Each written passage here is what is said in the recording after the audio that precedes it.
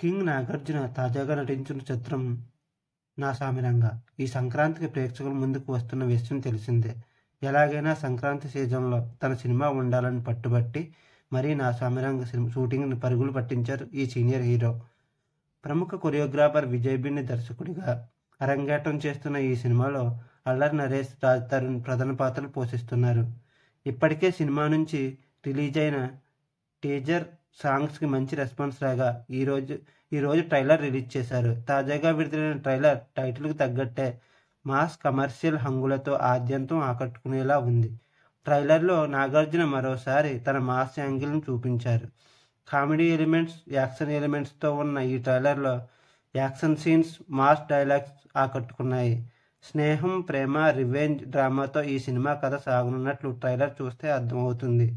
ఇక ట్రైలర్లో నాగార్జున తర్వాత అల్లరి నరేష్ పాత్ర బాగా హైలైట్ అయ్యింది. ట్రైలర్లో ఆయన కూడా కొన్ని యాక్షన్ షాట్స్తో కనిపించాడు.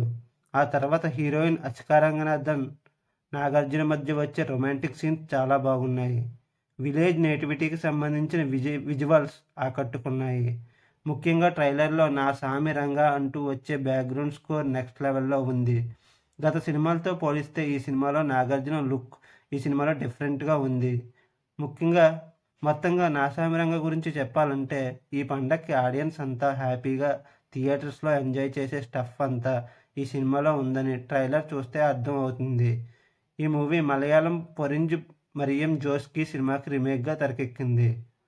మీకు నా వీడియో నచ్చినట్లయితే లైక్ చేయండి, షేర్ చేయండి, సబ్స్క్రైబ్ చేయండి. Thank you.